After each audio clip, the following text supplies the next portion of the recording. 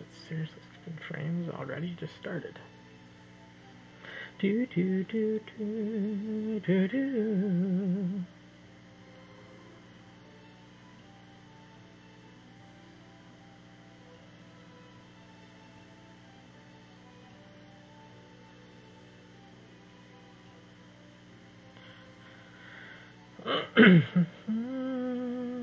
Yeah. Oh, this is the wrong king. That's fine.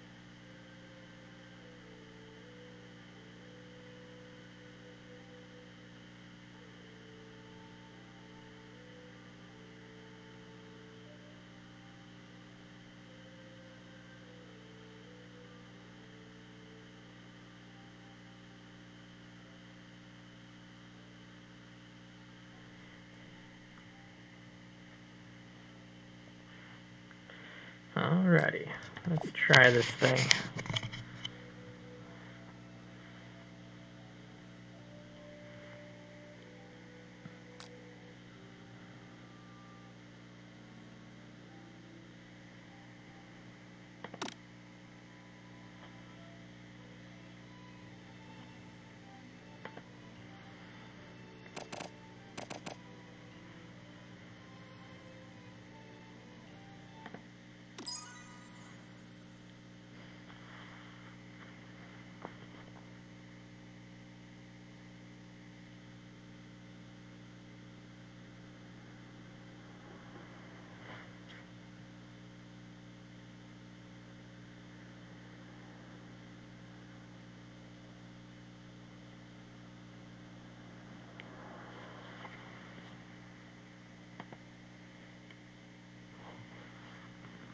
Cool loading screen.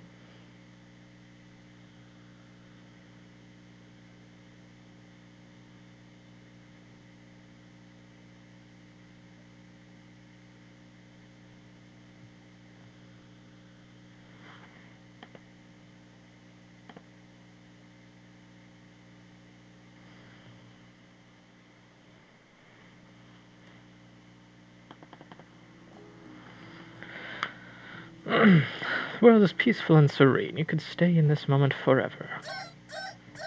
Oh, jeez. Or you could wake up now. Now. Your first day of culinary school is no time to sleep in.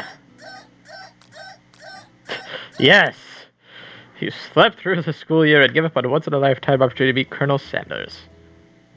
Let's try that again. Okay, fine, I can't sleep. First choice of the day, and I already lost.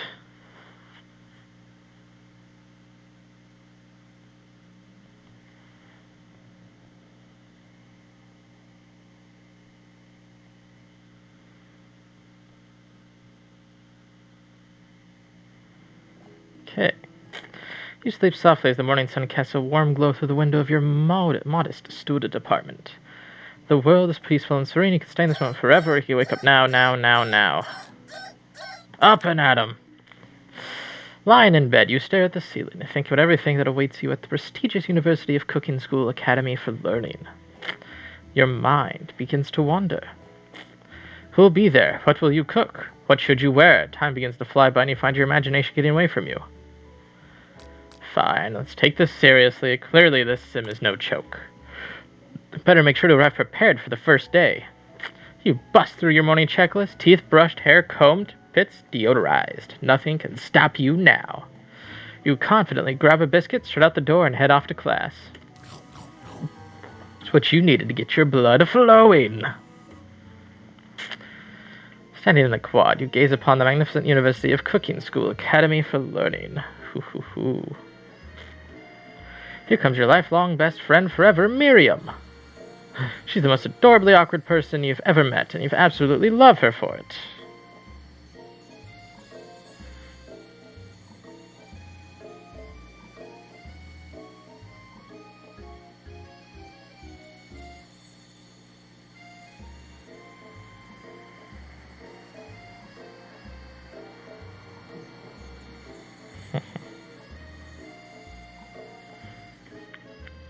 Morning, Ghost. Are you excited for the first day of the rest of our lives?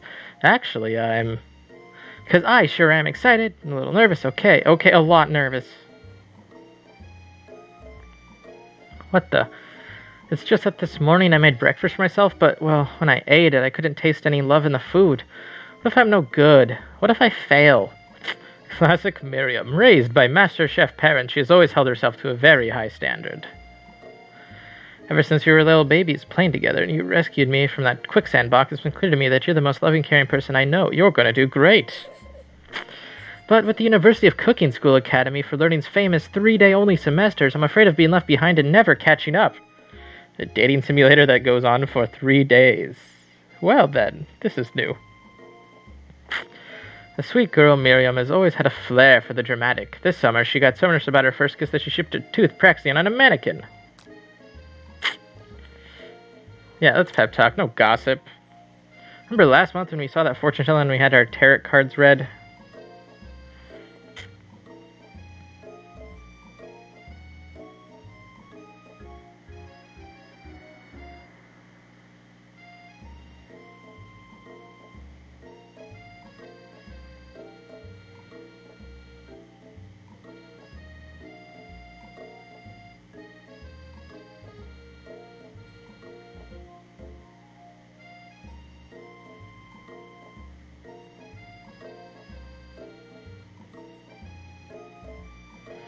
The lady with the mask who gave me nightmares? I've been trying to forget. I know she looks spooky, but she was so sweet, and she told you that you were destined for great things. Remember the card of the fancy-looking tower? And that other card featuring the handsome fellow in the red suit? I've been waiting for so long to meet a handsome fellow I could call my own. And I'm sure you will find soon. In no time we'll be graduating. You'll be delighting the world with your heartfelt cooking in no time at all. As you tuck Miriam up, you can feel her nerves begin to ease. You know what? Maybe everything will be okay after all, and if not, at least I have those killer bangs. Can you believe I cut them myself? You can definitely believe it. You look like an anime bangs. I cannot believe it. Before you get another word out, you're rudely interrupted when someone smacks your books and custom engraved measuring spoons out of your hand and onto your ground. Hey! It's Ashley. That's a weird name. Your arch rival. She's totally evil, but you can't help but be filled with jealousy. She can get anything she wants, and she knows it. Hello, Ashley. Oh, I didn't see you there, chicken shins. You leave Ghost shins alone. They're pretty perfectly normal shins. Ugh, you can't stand Ashley. Even her name is annoying. You know for a fact that it's actually Ashley, but she had to add extra letters to make herself feel better than everyone else. Why is this so true? If anyone here knows what perfect shins look like, it's us. We're not going to let you or your really weird insults get to us. A Across the quad, you can see Ashley's best friend, Von the Man-Man. Is it Van the Man-Man? Probably makes more sense. Has stopped to look at his own reflection in the mirror. His pants are so tight you can see him casually working out his glutes while he styles his hair. No lie, they're rockin' glutes. Van? You rang? Oh my gosh. You've never been sure what their arrangement is, but as long as you've known them, Ashley and Van have been just as close as you and Miriam, but substantially more devious.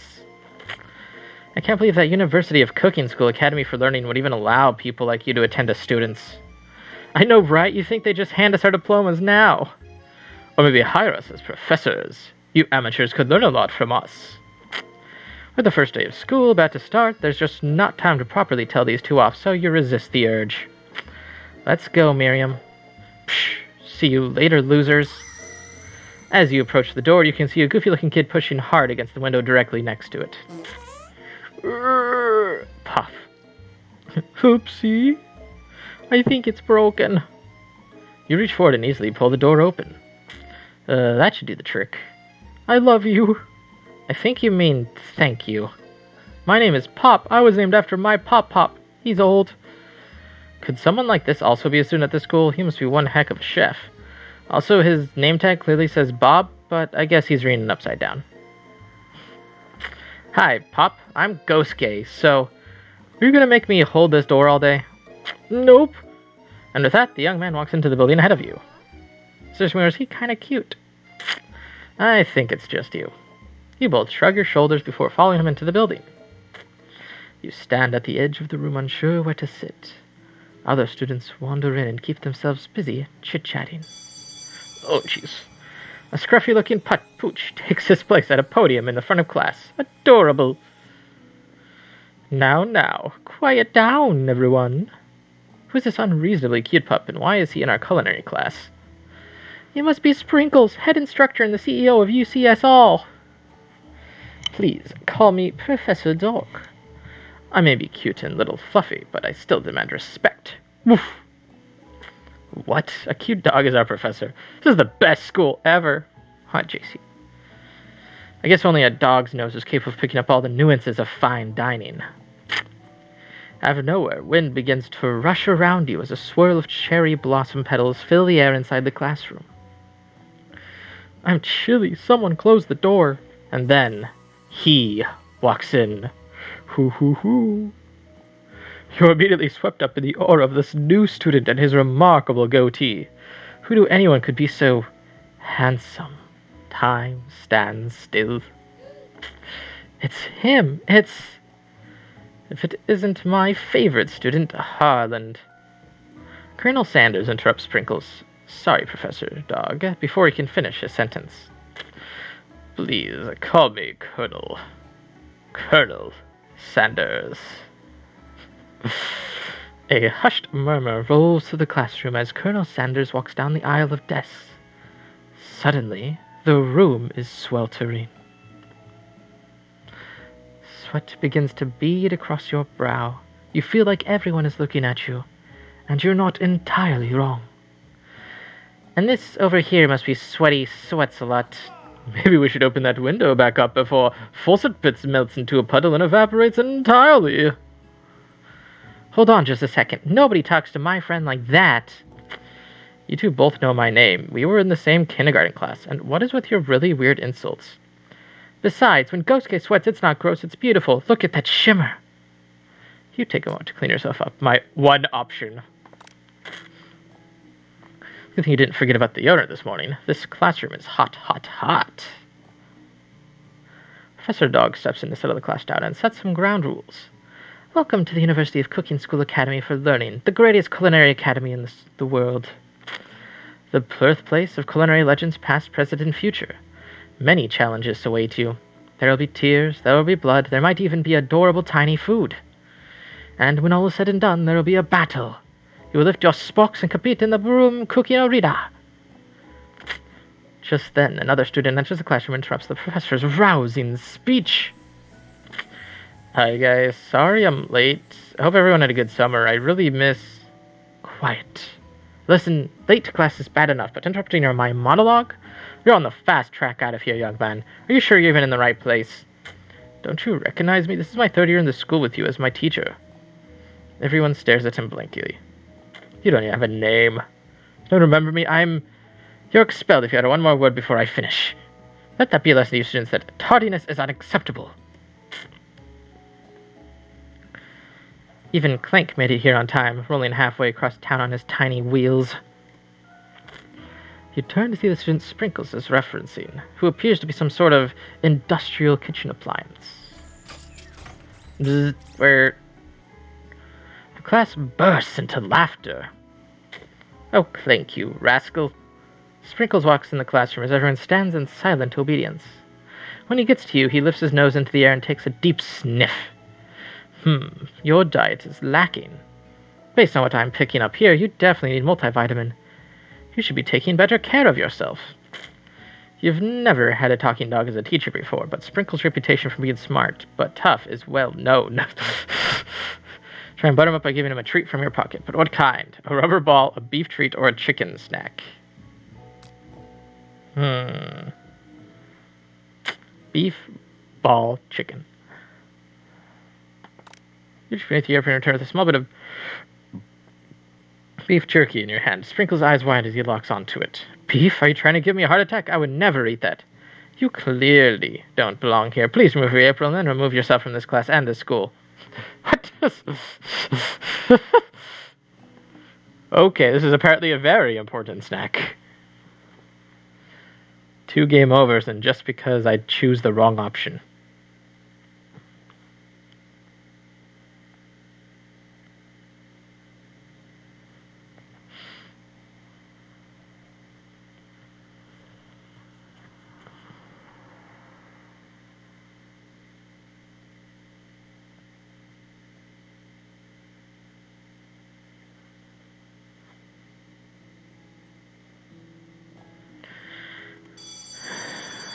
Podium. Aw, really? Gotta redo this? Let's fast forward. I'm guessing this is what that is.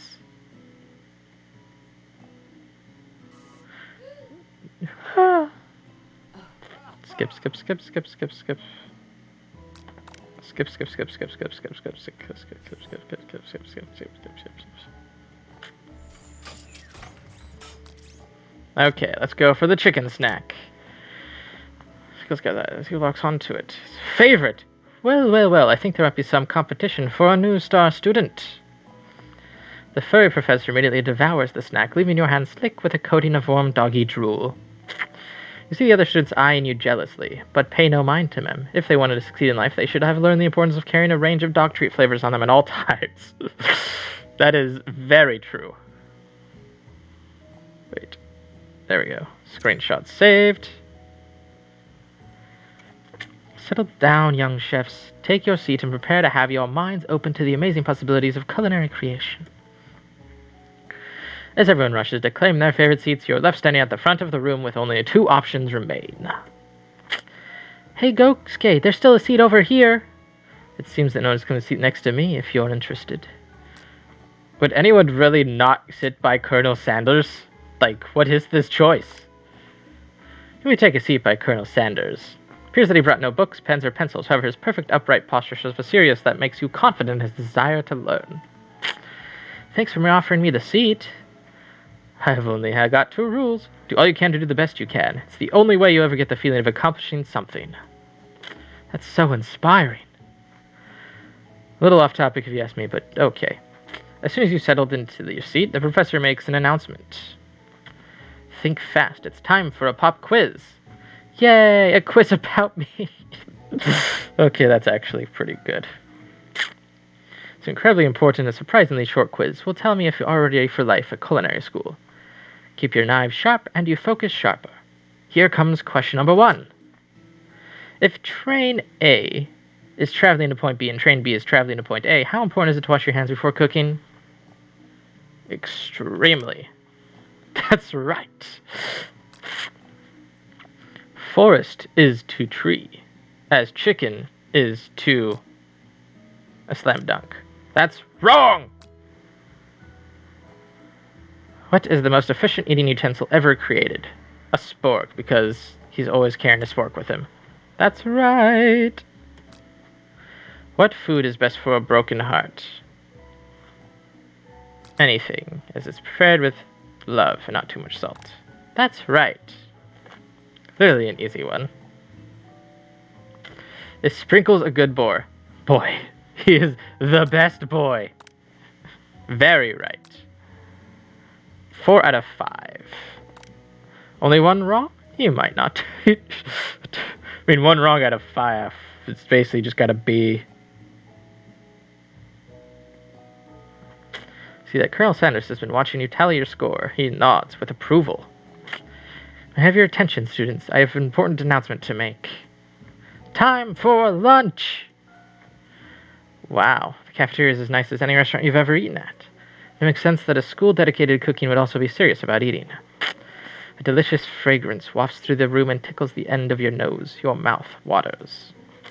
Do you smell that? This will be your lunch. It smells crazy good.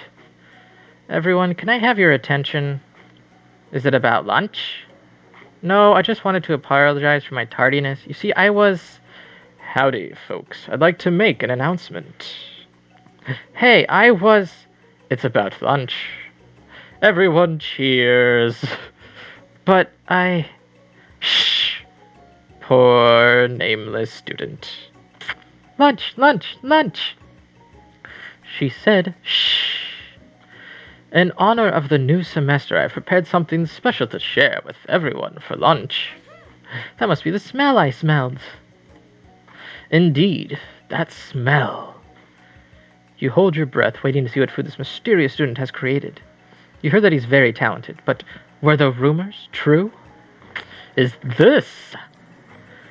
Colonel Sanders lifts a large bucket above his head. Its contents glimmer in the light.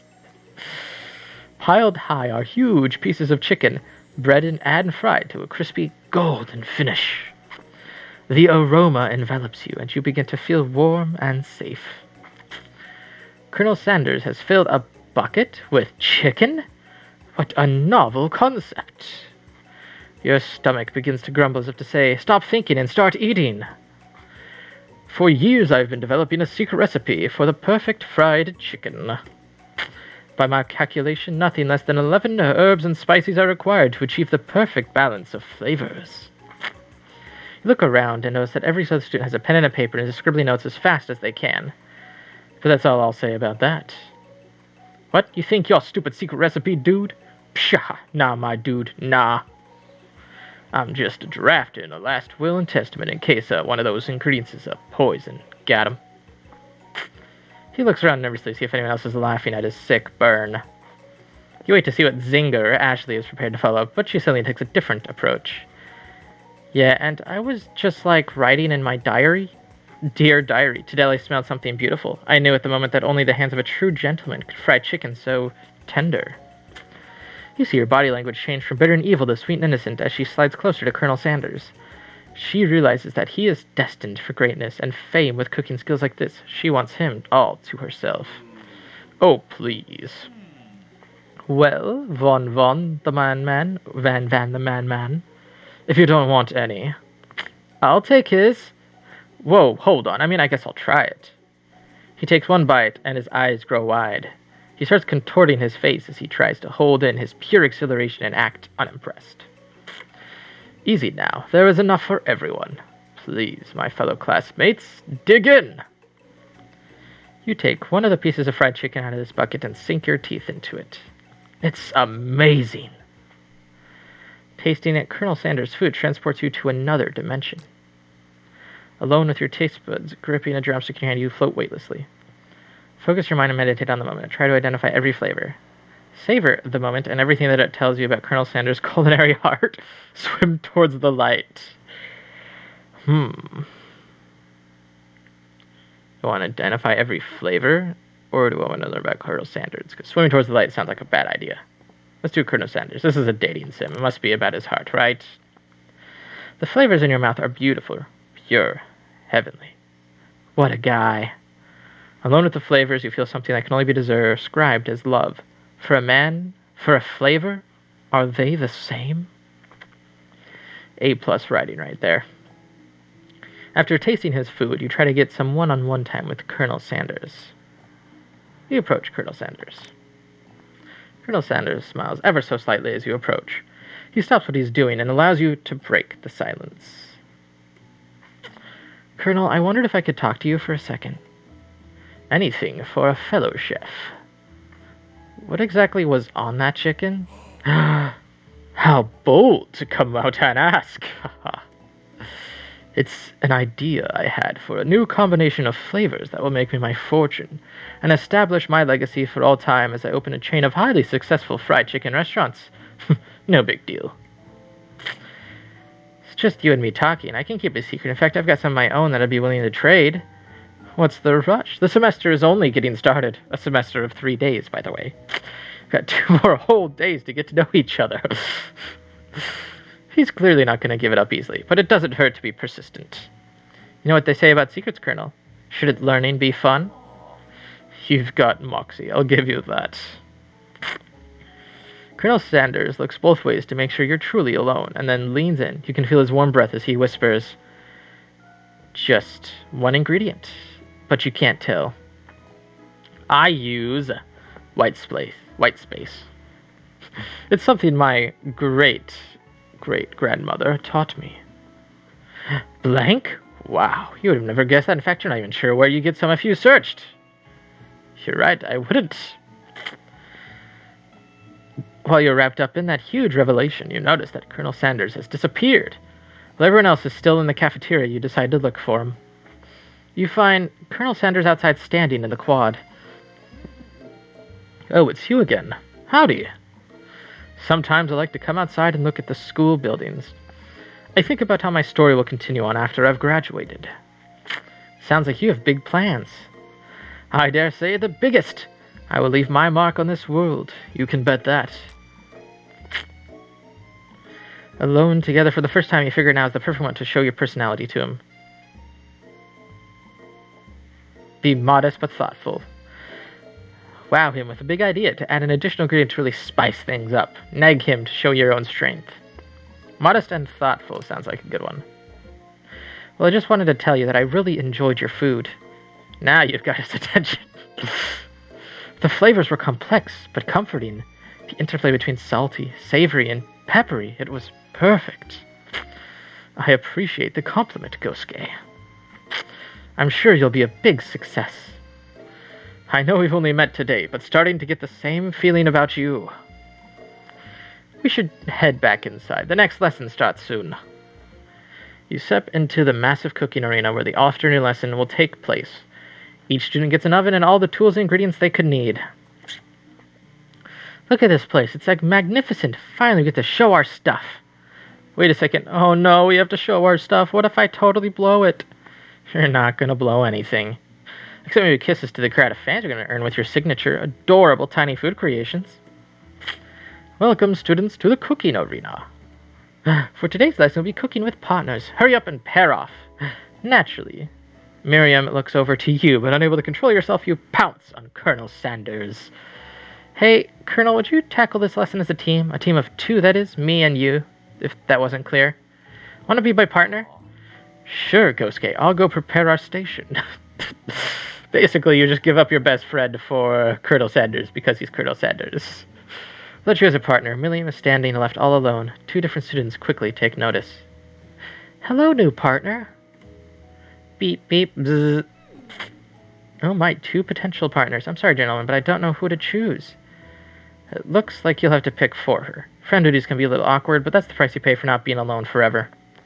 Who do you want us to be? Pop or Clank?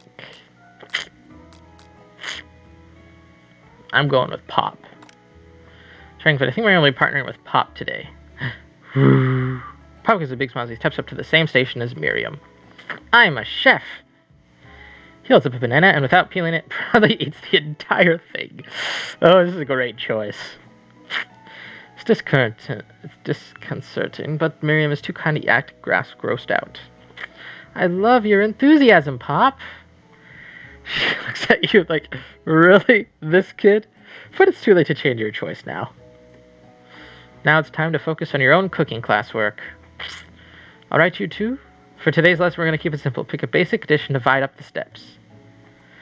No chef is an island. It takes 2 flints to make a fire. You get the idea. Which dish do you suggest to your partner, Colonel Sanders?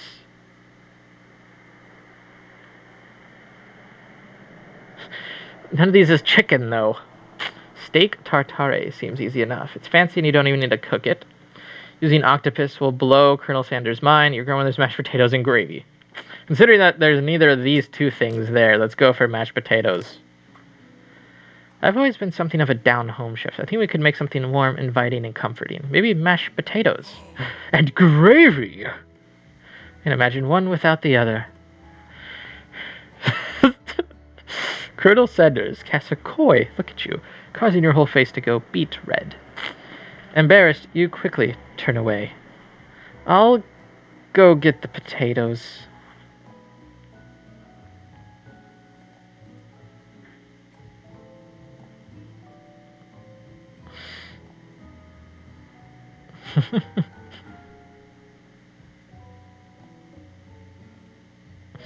No, please, let me. Picking perfect produce is a passion of mine.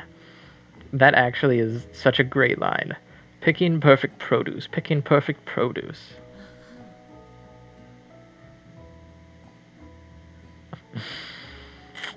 Looks like things are getting pretty fresh around here. Does someone have a crush on Colonel Sanders? We're just cooking partners. Mind your own business. Sanders' heart is my business, and you better keep your fingers off of my man.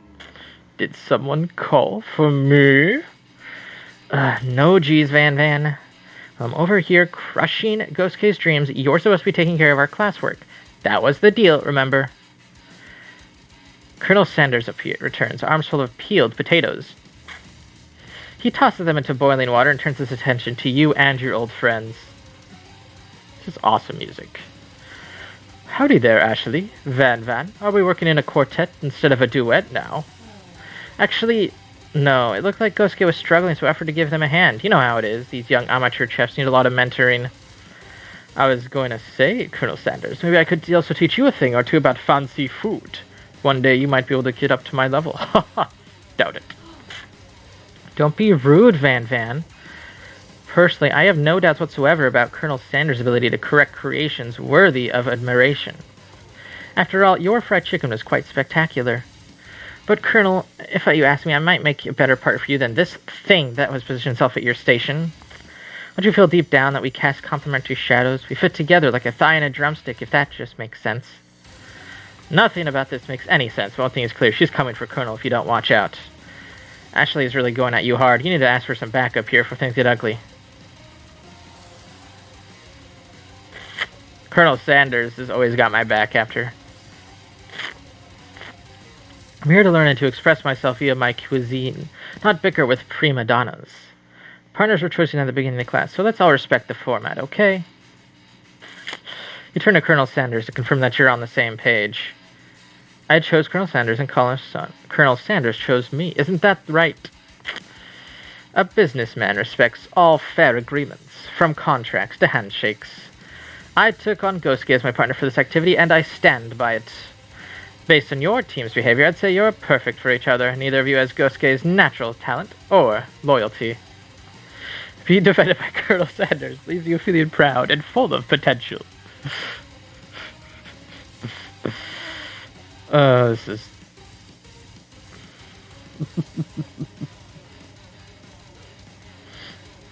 Look down at your station and realize that in the tension of the moment, your hands have been cooking on autopilot. Distracted by the drama, you've already crushed the boiled potatoes into a perfectly creamy mashed texture with plenty of butter and cream for flavor. It's as if your natural passion guided you through the steps you know so well while your attention was elsewhere. I know just what to do. Colonel Sanders extends his hand. He's holding a beautiful white porcelain gravy boat, out of which pours a smooth brown gravy, smothering your nearly finished potato dish. Gravy flows down the mound of mashed potatoes. The results look spectacular. Granny would be very proud. Colonel Sanders holds a spork out to you. You reach out and grab hold of it, but he doesn't immediately let go. The two of you stand holding the same spork, and for that small moment, all of the madness and pressure in this crazy world stops. Your eyes lock. The moment is electric. Time stands still. If you love something, set it free. Together, you dig the utensil into the mashed potatoes and lift a heaping sporkful up. When you see Ashley with a sinister look, you know she's plotted against you to be with Colonel Sanders. And then, filled with rage and without thinking, you fling the sporkful of mashed potatoes right in Ashley's stupid, beautiful face. Van, do something, do something! Scooping up a fingerful, Van tastes the dripping mashed potatoes and gravy and realizes that it's delicious. Horrified by this revelation, he slinks away.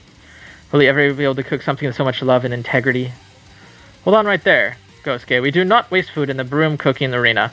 Colonel Sanders, I expect better from you. If you throw one more spoonful, you better be prepared to eat it from wherever it lands. Can't I has potatoes face? Van rushes back, a covered dish in his hand. Mashed potatoes with gravy? Pathetic!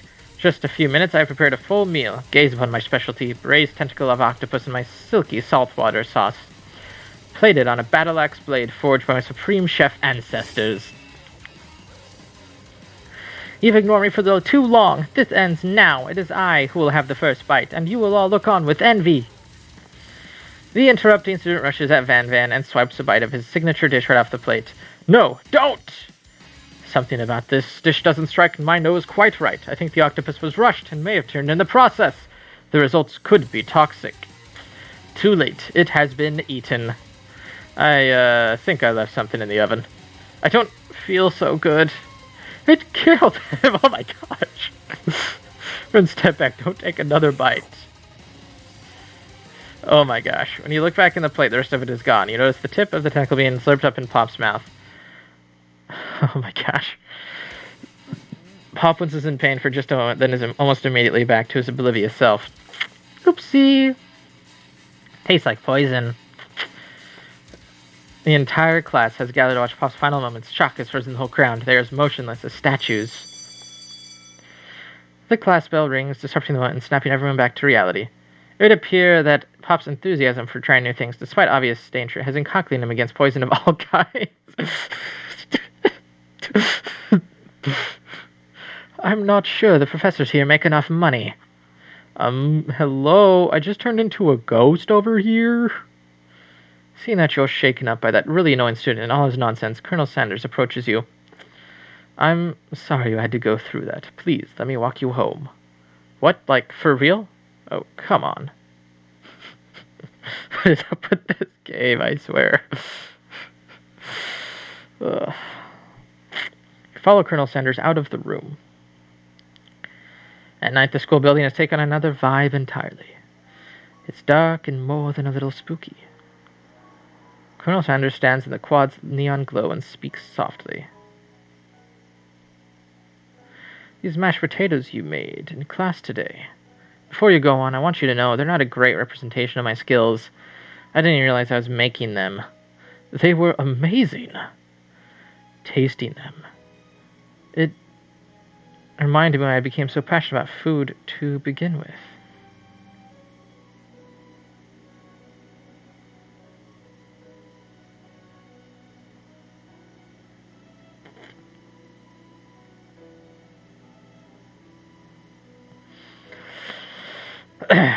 Cooking is obviously important to him in a way that you find inspiring.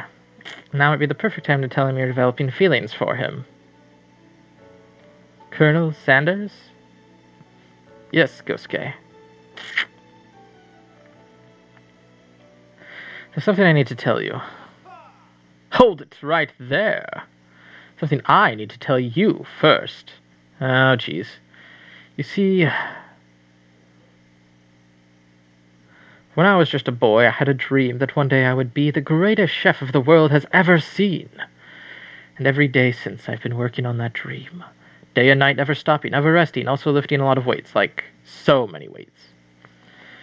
We should follow all our dreams with all our hearts, that our souls may grant them like wishes floating on a shooting star. Hey, no, you... Shut up, I'm the one here to say inspirational stuff and be the star of the story. Are you forgetting that your cooking literally just killed a guy? You can't prove that. I also saw you kill that guy. Wait, what was his name? Somewhere in the distance you hear a long, sad sigh. Forget him, we're talking about me. Me, I am the hero. The Spork Monster is here to fight, hero. Duck, what is this? That's the fridge door open. Later, nerds.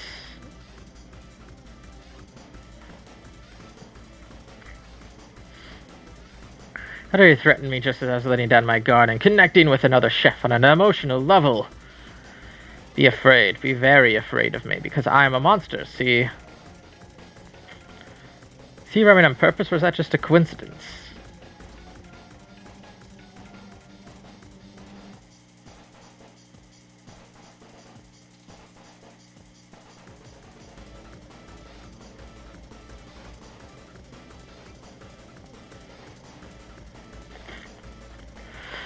Before we can discuss anything, syntax any further. It's a turn-based fight sequence! What will you do? Attack. You decide to go on the attack. Which attack will you use? Cook with love. Yes. Cook with love does 1 damage. It's just got real. That attack really upset the spork monster. So it goes on the attack. They spit hot gravy at you. You take 1 damage. I just appreciate that it's Final Fantasy-esque attack defense menu icons on here too.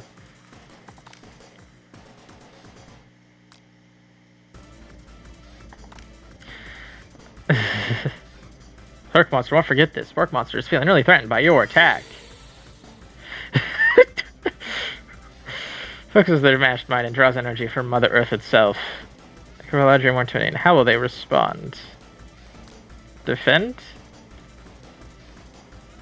Trepidation. Machine your hands and mutter, this is not happening, this is not happening. Lift up and ready to rumble. They go on the attack once again.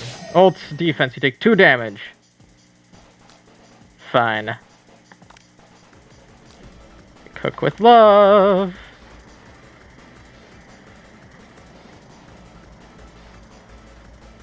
Vile villain, your reign of terror stops here. I don't know what any of this is, but I love this. Colonel Sanders summons the energy of 1,000 chickens. Pot pie power pinch. Does 10 damage. Spork monster is now defeated. You saved me. What?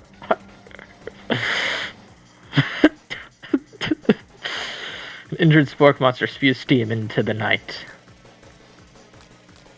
Spare this wretched beast. Manage to tamp down your disgust at the sight of this gnarly beast long enough to realize that he's still a living creature with pure soul who deserves your pity, not your wrath.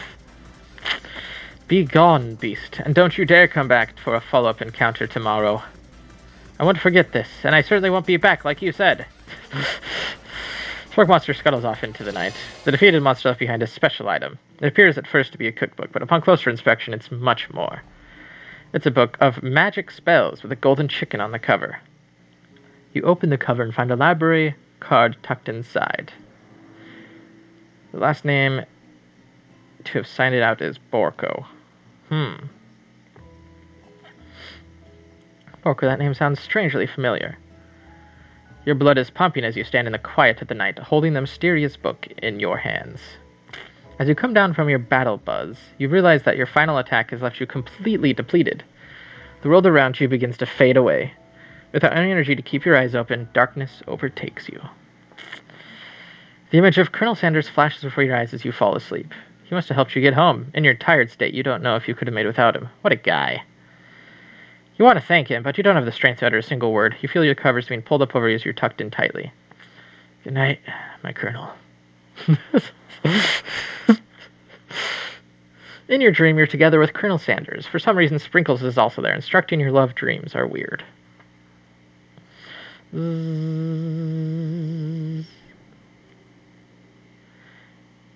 wake on day 2 and attempt to process all the visions you had. Were they memories or premonitions? And there was that secret ingredient that Colonel Sanders went ahead and told you outright. Not much of a secret, huh? It's really just because he trusts you so much. Sure, that makes sense. We'll go with that. You're with your bestie in front of the school. Before you can tell her about the encounter with the spork monster, she launches into a story of her own.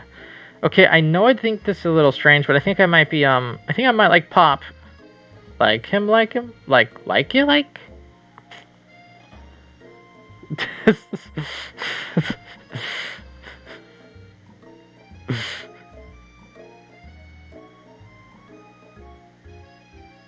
So that's definitely what it's supposed to do, though.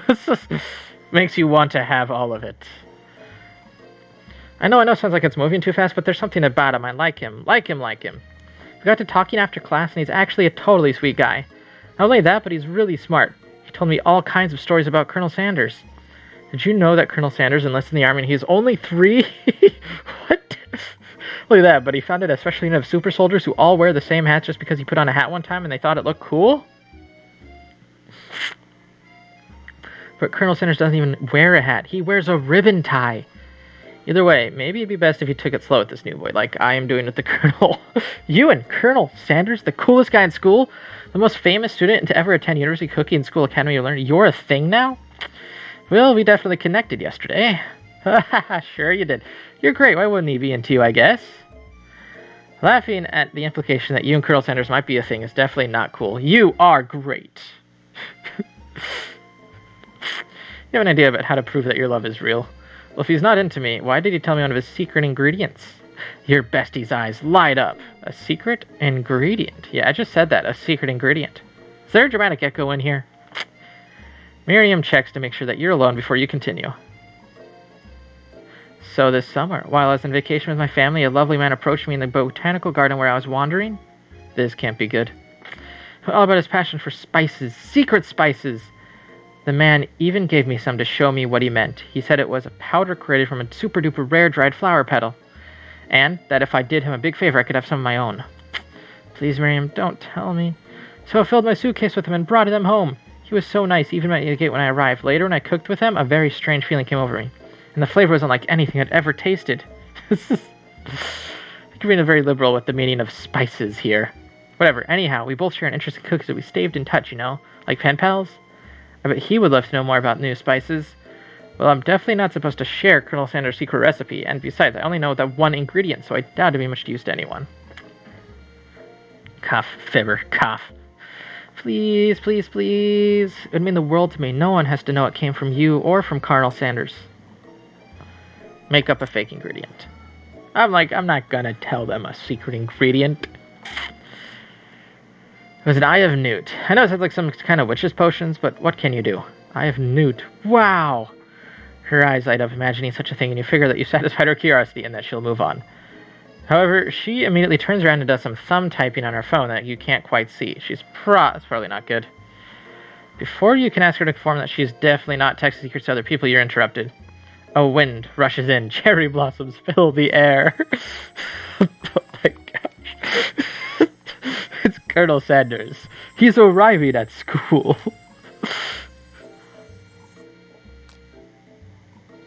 I must admire this. Colonel Sanders' horse is truly a thing of beauty. Without ever acknowledging that he's being watched, he does a short horse dance before dismounting with a flourish. He then slaps the beautiful creature gently on its rear, sending it running free into the countryside. You are so struck by the sight of him that you lose the ability to speak coherently. Oh, I didn't realize anyone was watching. Don't worry, he knows his way home. You attempt to compliment Colonel Sanders, but the words don't come exactly right. What a horseful beaut you have. I mean, what a horseful beaut you have. Dang it, that's just what I said. Being a good friend, Miriam attempts to cover for you. Oh, Gosuke, he just gets really nervous around people they like. What? This is not helping. I mean, they got food poisoning her up all night. It was gruesome. You should have seen it. She gives you a wink and a smile, as if to say, situation handled. Can't blame a girl for trying. And with that, Colonel Sanders disappears in school, leaving you and Miriam to follow.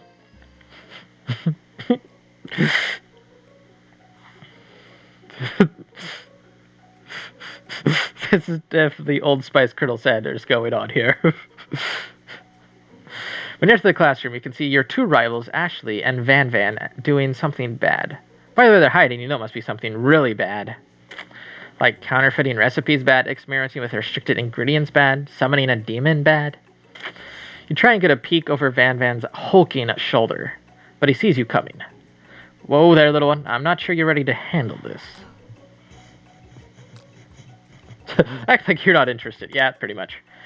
You sit near the rivals, but leave your back turned to them. You even hear Van mutter something that sounds like a bit like a magic spell.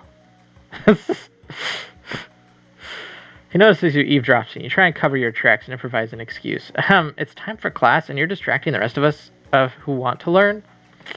Now you've upset them. Oh, and you're the Emperor of Cooking, are you? You make the rules? I'm not sure you know a good meal if it ate you. Being the best chef in the world takes more than just culinary skills. It takes creativity. It takes panache. Doesn't hurt to use a little evil. You finally get a good look at what they are hiding, and you instantly recognize it. It's a book, just like the one you found after your encounter with the Spork monster. Hey, that's the same book I found last night in the quad. Ashley immediately elbows Van, who hides the book behind his back. I don't know what you're talking about. That book is a family heirloom, and its contents are secret. Except they haven't just been studying the book. They've got Pop pinned to the wall, and they're tossing potato skins at him as he tries to catch them in his mouth. We're just playing. Poor Pop. Before you can dig in any further, you're interrupted by the arrival of more students. It's almost time for class. Beep, beep. Clank must be running late. He's in such a hurry that he rolls right over Van's meaty foot. Hey, watch it, you bucket of bolts. Hey, you watch how you talk to him. He didn't do anything. Bzz, vomp. Who do you think you're talking to? I've never heard of such language, not even from a stand mixer. Womp, womp. No, your mother was a stand mixer. Bzzzt. Van jumps to attack Clank, but Clank shocks Van, sending him flying across the room. Oh, protect me, Colonel Sanders. Those crazed men are about to come to blows. I think it must be over me. But I'm not interested in either of them. Ashley's tone has completely changed in an instant. She bats her eyelashes at Colonel Sanders. Surely he must know this is a ruse, right? Gentlemen, get a hold of yourselves. Save it for the arena, at least. Or don't. Honestly, what do I care? I've got a lofty career aspirations to focus on. Maybe I can help you with your business plan. Just then, Sprinkles arrives to signal the true start of the class today. He's panting, which doesn't seem that abnormal. He's a professor, but he's also a dog. Students, please. Take your seats. I pledged to my arrival. I've spent the morning chasing a car all around town. My tiny legs are very, very tired. I wish there was more classes that were taught by dogs. Huh, JC.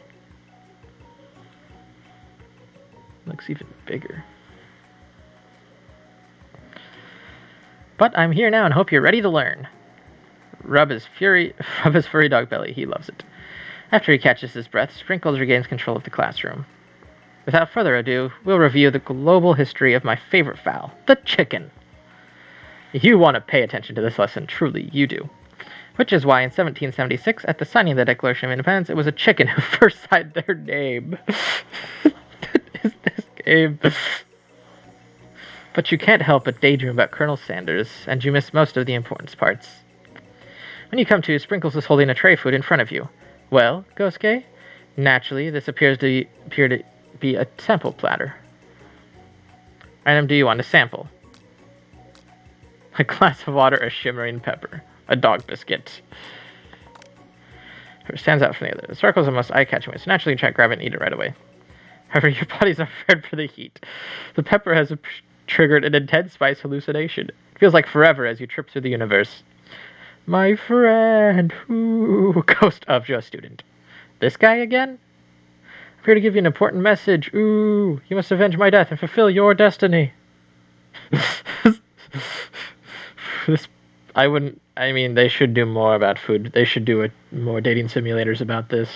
I want to see one from Wendy next, because I feel like it'd be an absolute roasting fire. I was saying to fulfill your destiny, all you must do is... Cough, sorry. I think I've got some spice stuck in my throat. It's fine, I'll walk through. Fulfill, the prophecy. You must... Just if we're going to regain consciousness. Ah, man. Come to and find everyone is staring at you. That was the last of its kind on Earth, and now it's gone forever. You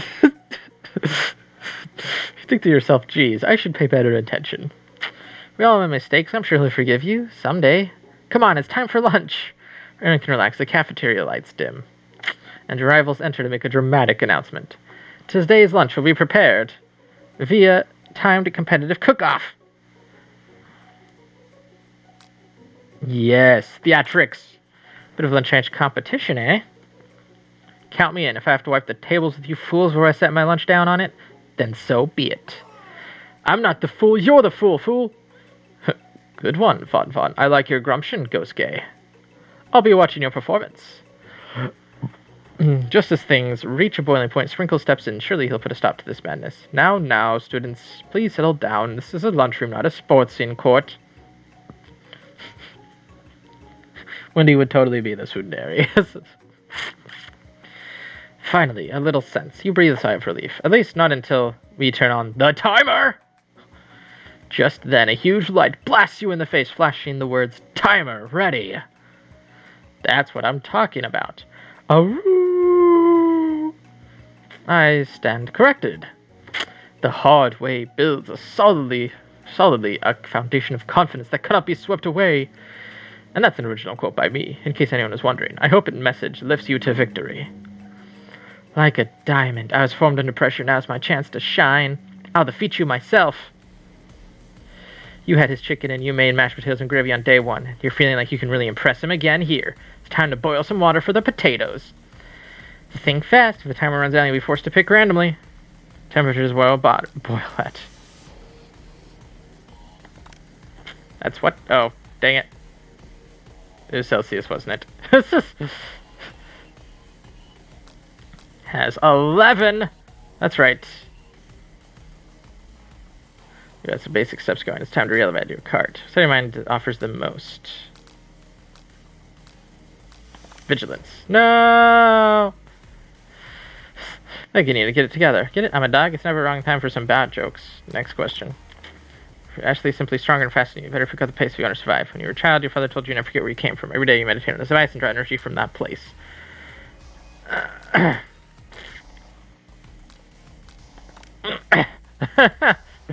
Yeah. Nope. Ah, seriously. You gotta redo it.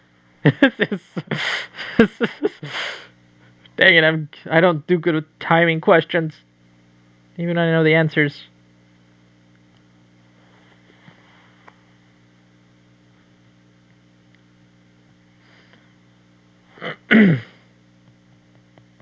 Yay, loading screens.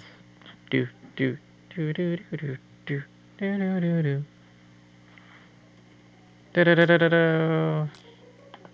Yes, I want to keep this up.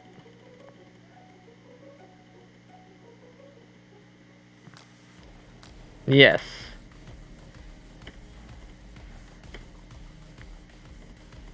It has 11. That's right. Trust. No, it is gratitude. Dang it.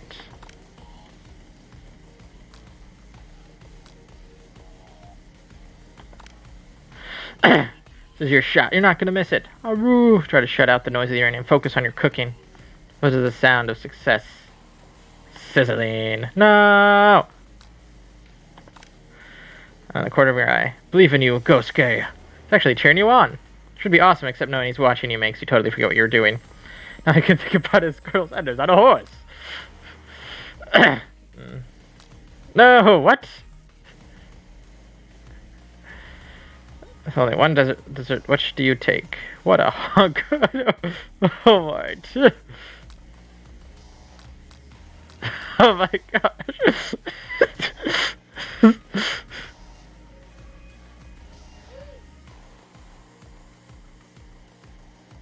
What is going on? He might not have any hands, but Ghoski does, and a good chef needs to be touching the dough to know when it's properly mixed. There's an easy way and a hard way. You don't get far by going the easy way. When you hear everyone talking and realize how serious your error was, you immediately shove your hand in the mixture to rescue your dough before it's overmixed. Ghoski, no, what is going on? Oh my gosh. But you're not fast enough and your hand gets stuck. It's immediately crushed by the quickly spinning beaters. There's no way you'll be able to use that hand for the rest of the match. Colonel Sanders shakes his head in shame.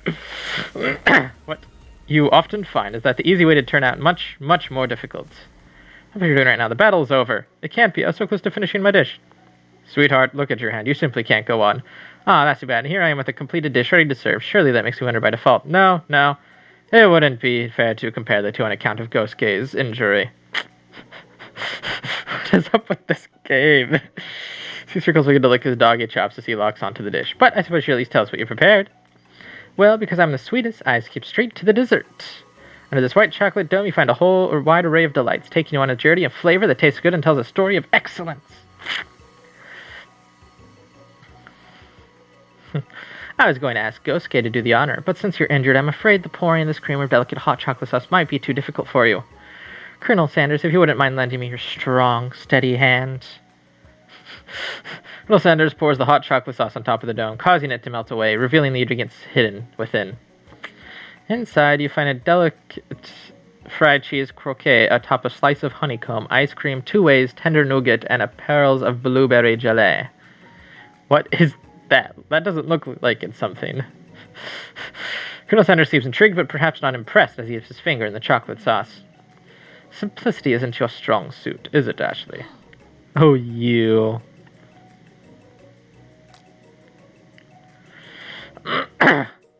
I don't think it's good to get between those two, to be honest. Your rage burns so intensely within your eyes that they burst into flames.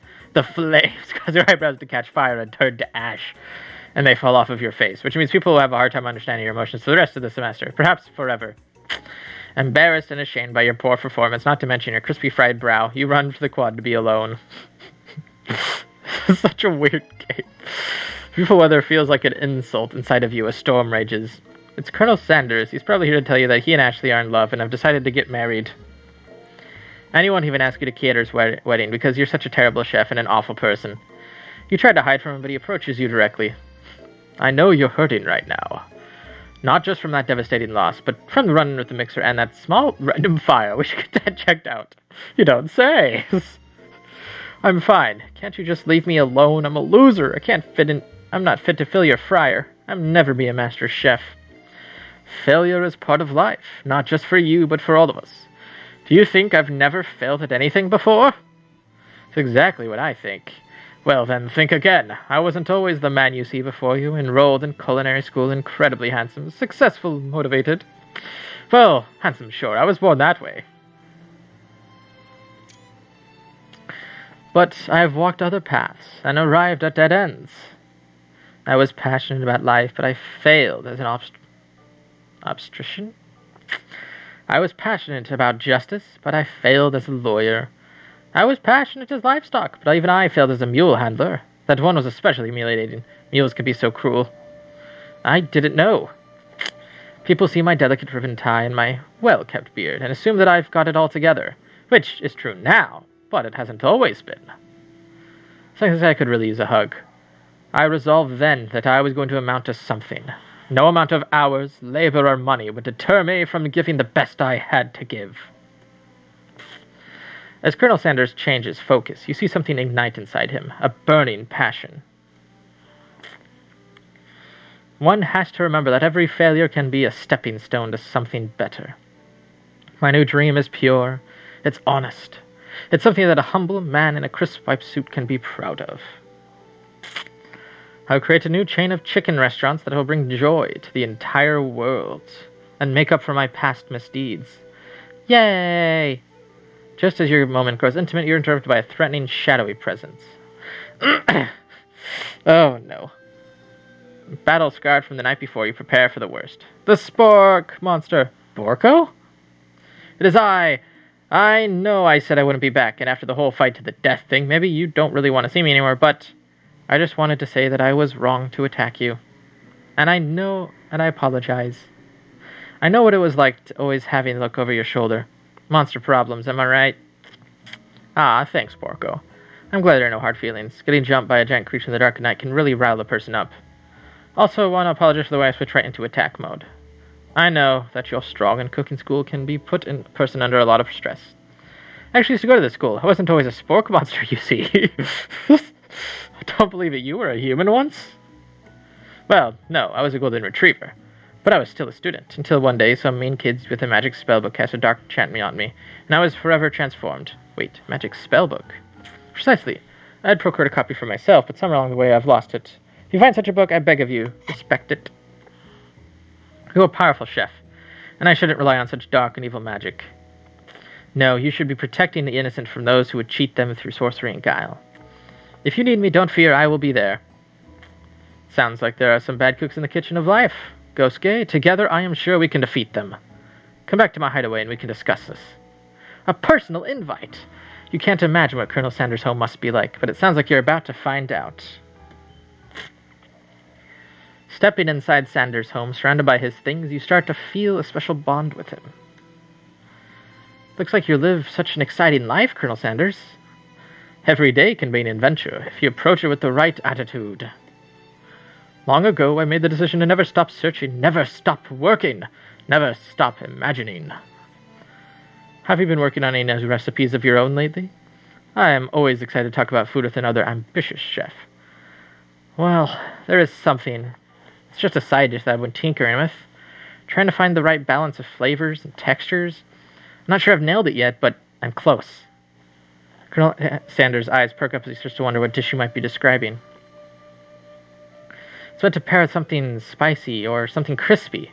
Both, perhaps. Now you've got him right where you want him. Should you reveal your new creation to him or keep it a secret just for you? Reveal it! Say that you're as ready as you'll ever be to share your original cooking with Colonel Sanders. Before you can talk yourself out of it, you decide to dive in head first. You reach into your lunch bag for a specialty you've been keeping on ice all day. I present to you my original coleslaw. The shredded cabbage dish glistens in the light of Colonel Sanders' Luke's hideaway. Magnificent! Together you chow down on the creamy slaw until just a spoonful remains in the bowl. Do you mind if I hold on to the last bite? I'd like to have it around so that I can admire its taste later and think back on this moment.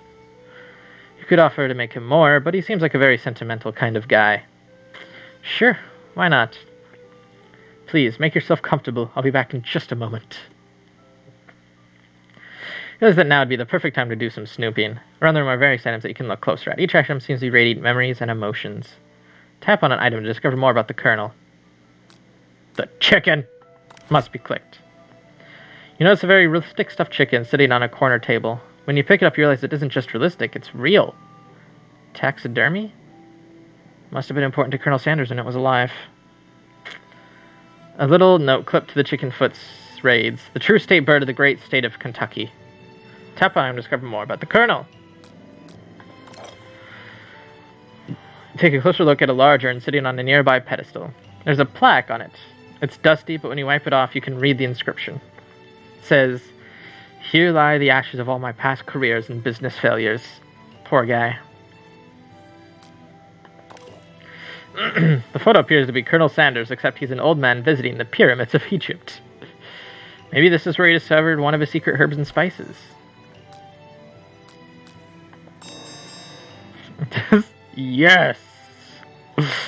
Yes! This is the best. You open the door to Colonel Sanders' closet and find a row of his signature white suits hanging within. You take one off its hanger and try it on. The jacket is a bit big for you, but it's soft and comfortable. You give yourself a deep hug, breathing in its scent. See that home is where the heart is. Is this what they meant? Before you look any further, you hear Colonel Sanders returning. He has a new dish that he has been working on, and he wants you to taste it. You try to act casual until he asks you why you're wearing his jacket. I don't usually loan those out, but I must say, it does look good on you. Oh, crap, the jacket!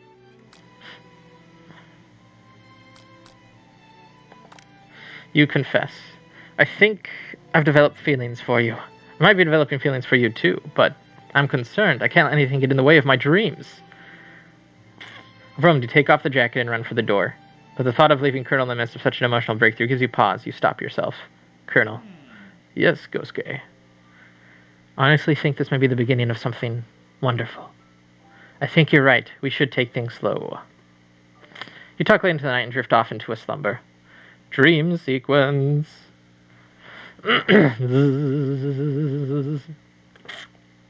You wake to a beautiful morning in Colonel Sanders' hideaway. Did you make the right decision on how to respond to Colonel Sanders? Only time will truly tell. Today is the day that could change the rest of your life.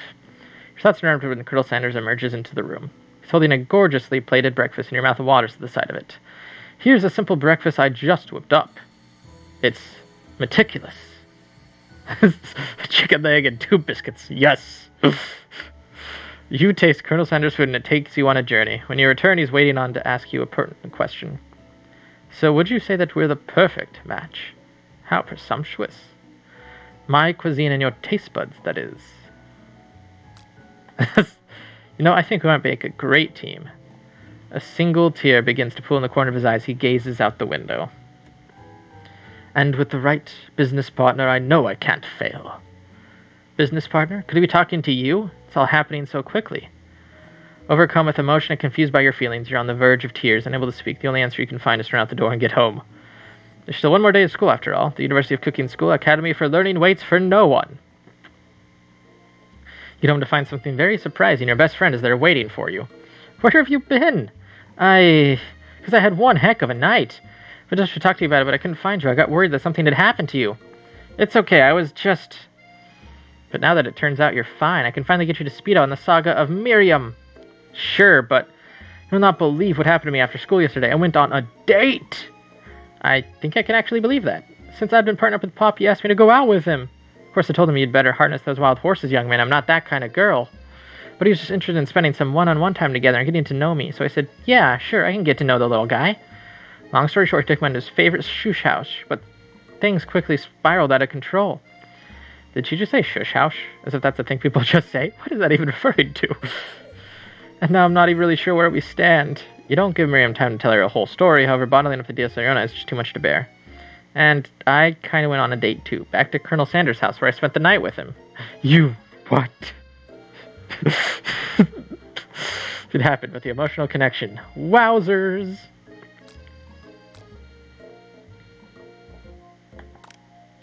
If Seth Colonel Sanders is wrong, you don't want to be right. For short argument, you both agree to go to your separate ways. When you arrive at school, you encounter your rivals in the quad. You can tell from a distance that they're picking on Pop, though he himself might not quite grasp the fact. Because, he's Pop. What's a swirly? It sounds delicious. Oh, it's great. I order you one up right away. I'll have my swirly with sprinkles, please. Hit sprinkles is a dog and a treat. You can get your swirly dip, too. Why don't you pick on someone your own size? Because I'm literally the biggest person at this school. There is that horse that Colonel Sanders rides to school, but who would dare pick on such a gentle and beautiful creature? You've got some nerve, Ghost, suggesting I pick on a defenseless horse. Now you're twisting my words, and I won't have it. You clench your fist, but the injury from yesterday's mixer accident makes you wince with pain. Doesn't like you get to go cooking on like that, might as well just give up. I'll never give up. Ever! Colonel Sanders arrives just as it appears as things are close to boiling over. A naturally intuitive person, he senses that something has been going on. Is everyone excited for the final day of school? Gosuke, how's that hand feeling? I'm sure you'll be back in fighting form by this afternoon. But aren't you concerned about my hands, Colonel? Yesterday I almost broke a nail winning so hard. Technically, I don't believe a winner was decided, but your presentation was quite impressive. What is he doing complimenting her? But what about the flavor of my delicate, warm, gooey chocolate sauce? 'Twas clear that you're passionate about how your food is received. That's a lot of words to say. It was bland. Excuse me, Gosuke. I'm more than capable enough to speak for myself. Maybe you could tell me more of your thoughts as we walk into class, Colonel? I'm always interested in discussing the fine art of fine foods. See you inside, Gosuke. Annoyed by Colonel Sanders' inability to see Ashley for who you know she really is, you walk across the quad to get some distance. In an attempt to distract yourself from how slighted you feel by that interaction with Ashley, you take out the spellbook you recovered yesterday and start flipping through the pages. Whoa, what's that book? It looks like bad news. It's just something I found lying around. It would appear to be some sort of grimoire, but I don't really believe in that magic stuff. A grimoire? Like a book of spells? I don't know. Who would spend so much time decorating a magic book if it weren't really powerful? I can think of one surefire way to find out. Oh my gosh, no! You open to a page covered with arcane warnings, cast only in case of extreme emergency. It says around the edges of the page. I could use this spell here that says it'll erase anyone I choose from all of my memories. If I scrub out Colonel Sanders, it would probably help me focus on the upcoming final exam. That is way drastic. Couldn't you do something else, like anything else not rooted in dark magic? Maybe tie a string around your finger? Okay, fine, this is drastic, but desperate times call for desperate measures. You've got a memory erasing spell right in front of you, and it's a pretty good excuse to try it out. Why would I want to do that? No. Take your friend's advice, put the book away. It's almost time for class. Why would you even... What? Sprinkles is already in the room waiting for the students to arrive. He clears his voice to make a quick announcement. I want you all to know I feel something of a dog moment coming on, but I assure you it's nothing to be afraid of. Sprinkles stops in his tracks. He focuses in on the window. The room is deadly silent. When you follow his gaze, you see a tiny orange squirrel perched on the cherry tree outside. Sprinkles turns feral and runs to the window of a classroom. He begins barking uncontrollably at the squirrel outside. Yes! Terrence! I told you to never come back here, Terrence. I will destroy you! Terrence! Sprinkles is barking ferociously, drool flying off his face. The squirrel looks over, but he doesn't say anything back. You wonder, is that even a talking squirrel? Who named him Terrence? You'd better not show your chubby cheeks around here ever again. After Sprinkles is satisfied that his presence has been felt by not only Terrence, but by any other squirrel in hearing distance, he returns to his professional tone. I apologize for the outburst. It actually brings up an important point. Thank you, Ghosuke, for reminding me to dole out this indispensable bit of wisdom. You see, before we can go any further, Miriam's love drama spills over into the class. I told you to save it for class. But I miss you. I've done one date, Pop, and now you can... How can you miss me when I'm right here? What? Pop's voice quivers as he pleads his case to Miriam. I blink, you go away again. That's a really cute thing to say. Miriam, what happened between you and Pop? Got her in trouble, and now she's mad at me. I didn't just get in trouble, I got yelled at by Bop's mother, who blames me for getting him banned from every museum we set foot in. Oh, so that's what you meant by shush house. Pop, we went on one date. We're over. It meant so much to me that I made this for you. Sure to go on arguing, Pop leaves his, shin behind and runs out of the room. Nothing like a loud public breakout to cast a pile over the final day of school. That was, unfortunate.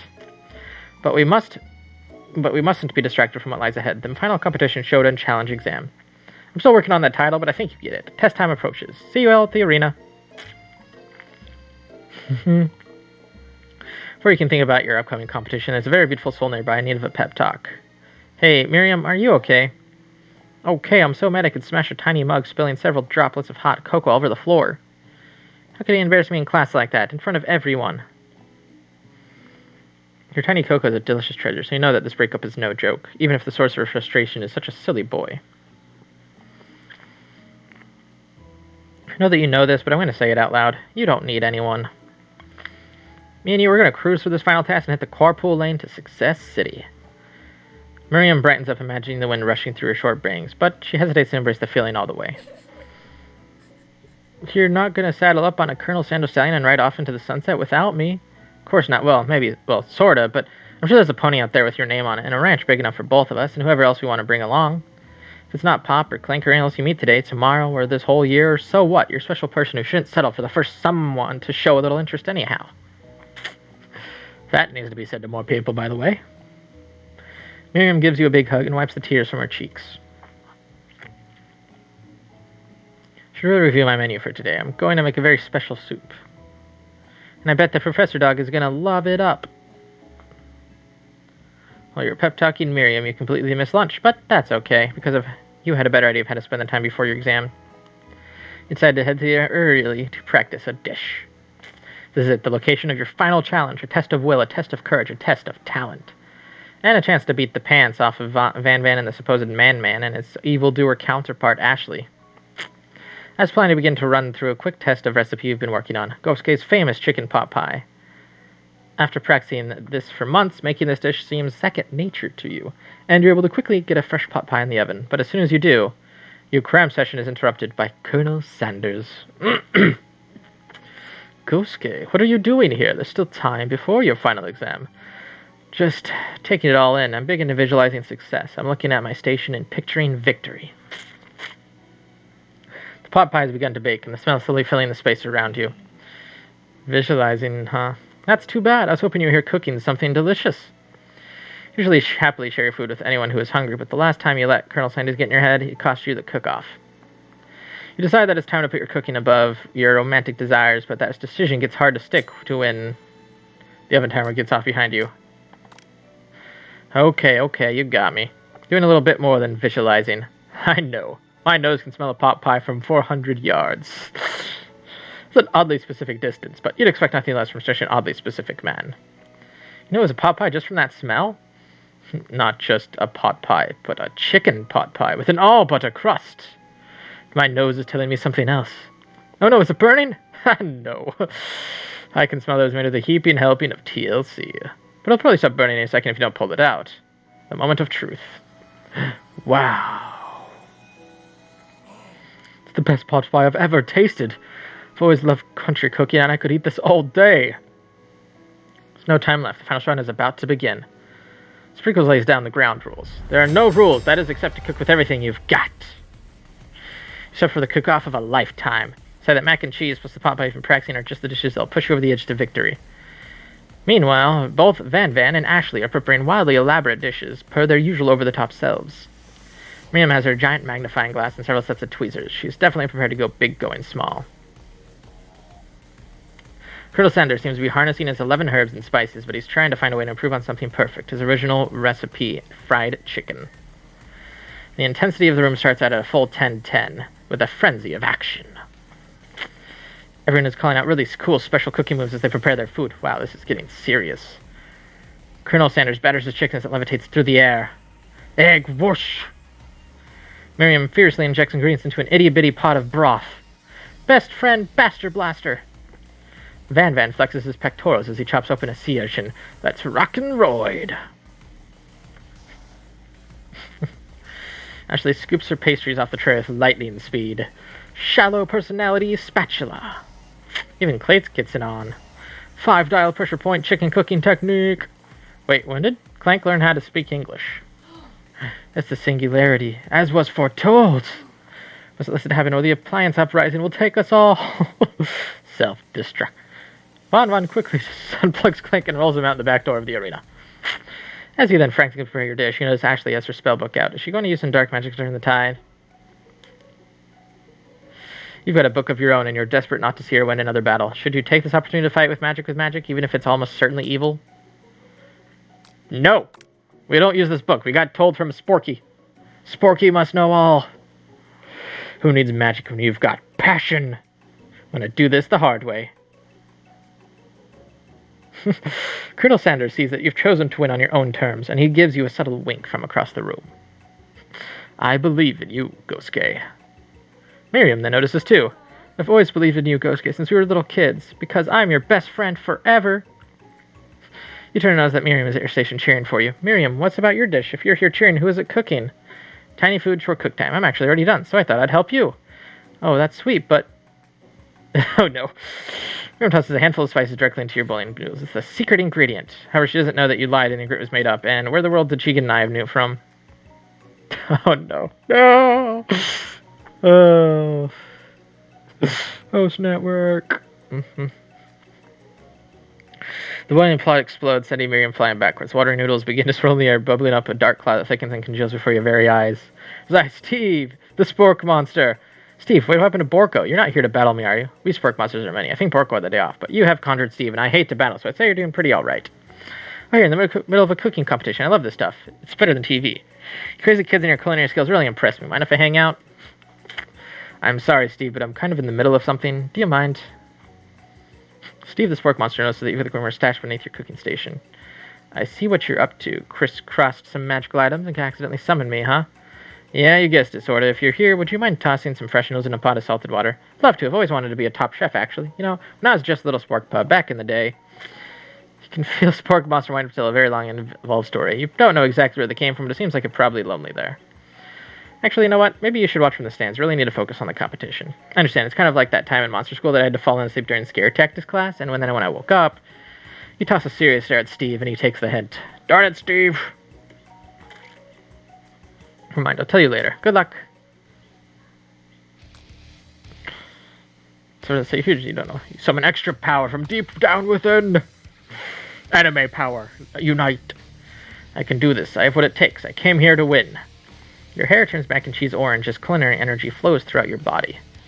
My heart is pure, my hands are steady, my taste buds have been preparing for entire lives for... Yes, Gosuke, you are the chosen one. You will avenge me. Even somebody immediately fades back out. You interrupted my inspiring monologue. Sorry. Heart is pure, my hands are steady, my taste buds have been preparing this entire life for this moment. I'll show the world my cookery. You begin to levitate off the ground. Energy courses through your body. You know, with this power, you can do anything. Except turn back time, which would be super useful, because while you were powering up, your truck could pop by overcooked in the oven, you can't be served. Don't worry, later, Sithscott, you may have suffered some forget, but all this is not lost. Impressed with your fortitude, Colonel Sanders decides that you have earned his support. I've been watching you today, and I have to say, I'm truly impressed. You've been thinking on your feet and rolling with the punches. He steps up to your station and stands right beside you. I am here to help. All you've managed to make is mac and cheese, and time is almost up, so you're going to need it. But, Colonel Sanders, what about the test? What will happen to you? What about the rules? Following the rules has never really been my thing. I follow my heart. What a guy. Colonel Sanders unfolds delicate white towels to reveal the most delicious fried chicken tenders you've ever laid your eyes on. And besides, sometimes unexpected combinations can have surprising effects that surpasses their individual efforts. Are you suggesting if we combine forces we can form the perfect food union? Time's up, students. With time's expired, the one everyone's been waiting for. You must now prepare to present your dishes. A handful of students stand tall, but the class seems incomplete. It seems we're missing some students. Pop? Clank? Oh no. From off screen you hear a pure and innocent giggle that can only come from one student. Heh, I'm flying. Sounds like it's coming from that broom closet over there. Miriam, would you mind? Instead of the closet, you see Pop hanging on a broom hook by elastic on his underpants. Pop, get down from there right now. Let me guess, did Van have something to do with this? When someone asks for a wedgie, who am I to refuse? Thought a wedgie was a salad. Looks like Pop is eliminated from the challenge, seeing how he didn't cook anything. I can't feel my legs. May I be excused? Sure. You kids and your pranks. I must say, it's not the worst prank in UCSAL history, but it's not exactly yearbook material. Wait a second. Pranks? Pranks? Clank! What did that pressure cooker roll off to? Wait to hear signature, whir, beep, or other onomatopoeia, but there's none. Yes, not the power of friendship. What is this? Somebody must have gotten unplugged. I guess we'll have to figure that one out later. There's only 4 remaining students. Please, collect your final projects. Yes, it has been a long semester. 3 whole days. After days of hard work, the time has come for me to eat. Miriam, please step forward. Now describe your dish. I've made tender udon noodles in a savory soup. My word, it's so delicate. Is that a teeny tiny Naruto maki? I spy a... Is that a Naruto? What? Itsy bitsy bowl? Yes, chef. Please, call me Sprinkles. Chef is my father's name. Yes, Sprinkles, and some green tea made from baby tea leaves that I picked myself. Sprinkles carefully sniffs around the dish before opening his mouth and letting just the tip of the pink dog tongue flip into the bowl. Sublime. Would anyone else like a taste? Oh, come on, I'm not the only one of those dogs who doesn't floss. I even have a really cute electric toothbrush just for dogs. Fine, I'll enjoy this all by myself. In a flash, the entire meal has been devoured. Not that it took much, it was less than a thimble's worth of soup. A+. Rarely do I taste a dish with so much love poured into it as yours. Miriam is overjoyed. She gives you a huge hug. Thank you, Gosuke, for helping me believe in myself. Van, you're up. Now, describe your dish. I made uni over smooth egg custard in an axe-hewn urchin shell, topped with caviar. Did you skewer one type of urchin with spines from a second different colored type of urchin? Yes, Sprinkles. A bit much, don't you think? That's exactly why I did it. A bit much is my kind of brand. Doesn't it look cool? Sprinkles leans in to sniff the uni, but he can't get his nose on an account of all the spikes. He begins to paw it, causing the customer to slosh around. Please be gentle with my cuisine. Grrr. Sprinkles goes all in tongue first, but he can't get past all the needles. He feels back as his tongue is poked and prodded. Youch! My tongue!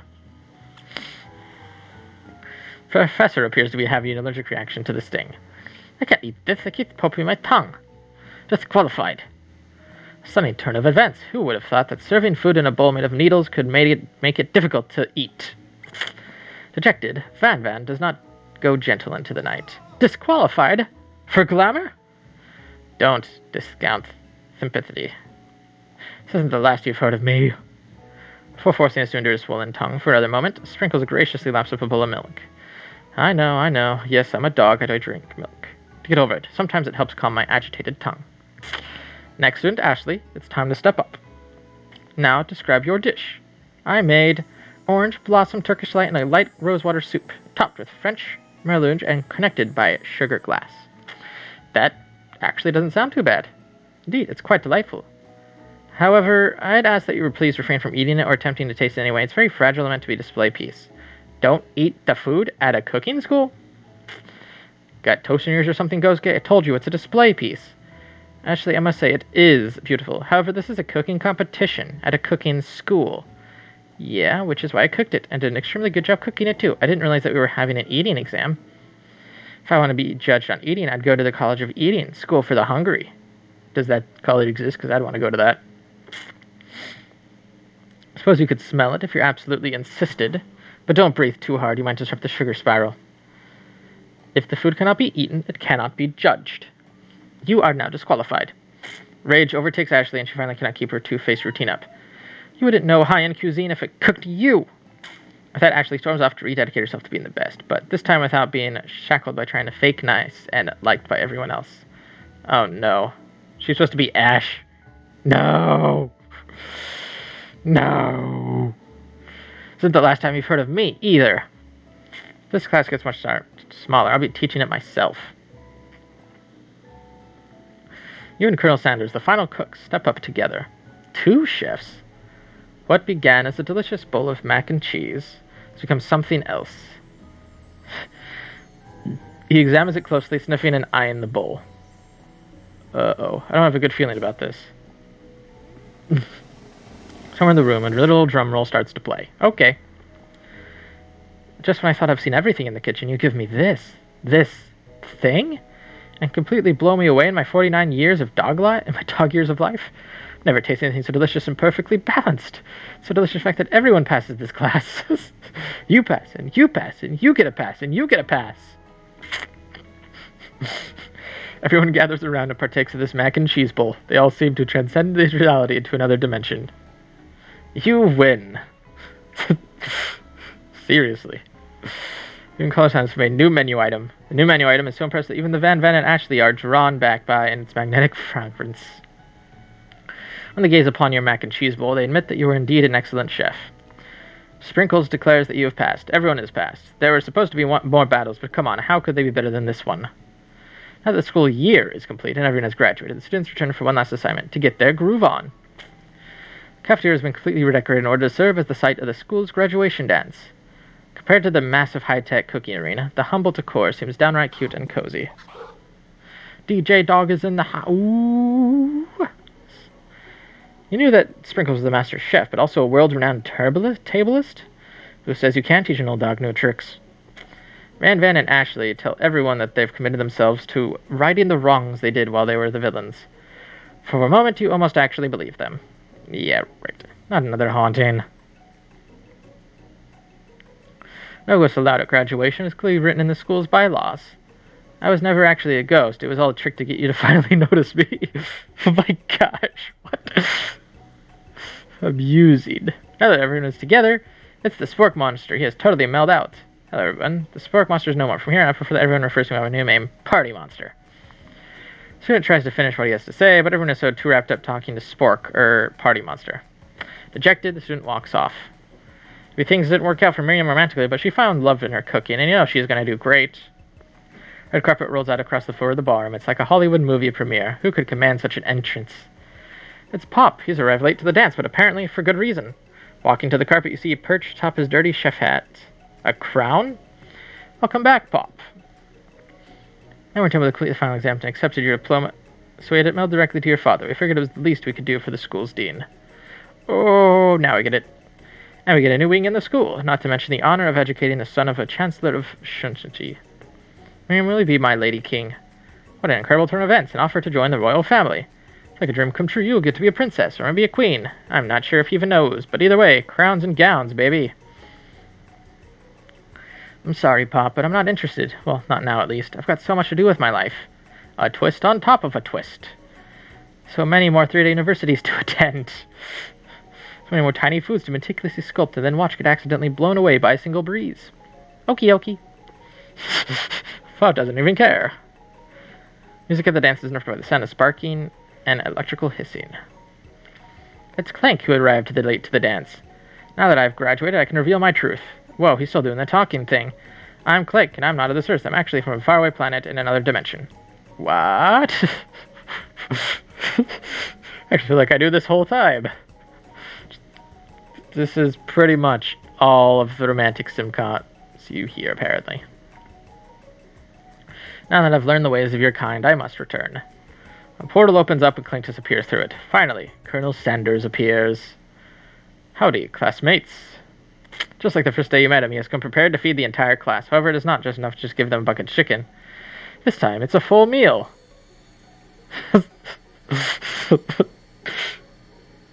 I didn't get to be the most famous chicken man in the history of chicken and man by not reminding people to go out and buy my chicken. The end. That really the end? It's not the end. Okay, good. As everyone feasts on their delicious chicken dinner, Colonel Sanders finds you sitting at the edge of the dance floor. Gosuke, what are you doing sitting all alone? You know, just waiting for the right person to ask me to dance.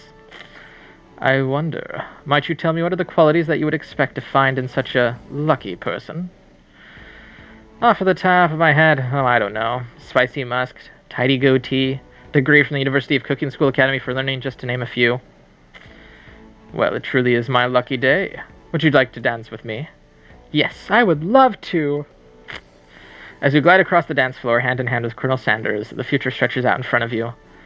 And once my 100th franchise is up and running, I'll be ready to take a day off. And I'll be glad to spend it together with you, Gosuke. That's sweet, we'll work together and play together.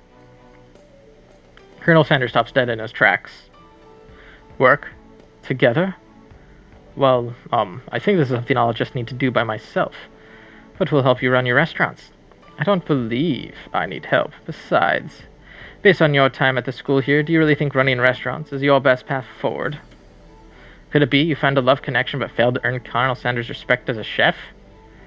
And you live with only half of him, will you be able to endure sharing with him with other love the life of an entrepreneur? I suppose I could enroll at a pastry school. Oh, my dear Gosuke, I'm sure that you'll find your place eventually.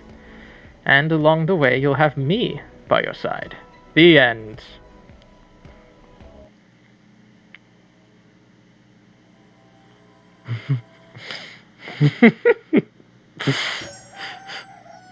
It knows.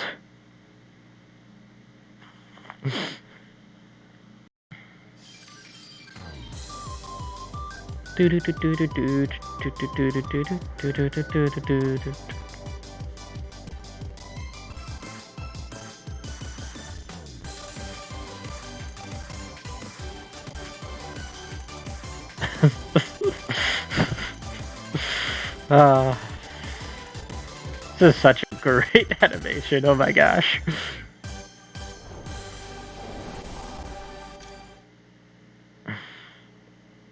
Oh my gosh.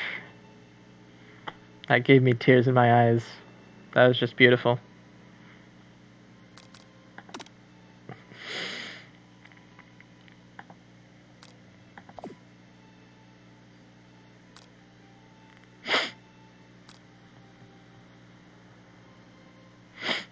Okay, well, we officially finished. Yeah, I Love You, Colonel Sanders, a finger-licking good dating simulator. I just gotta say, it's so beautiful. It's wonderful.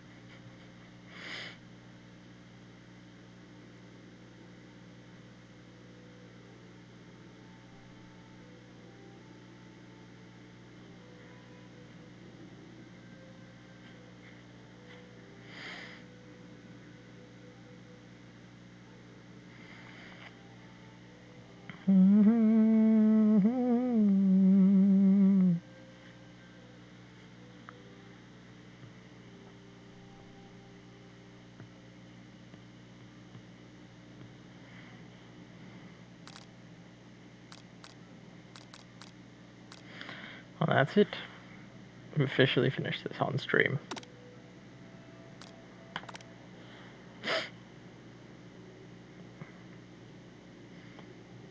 Thank you for showing up.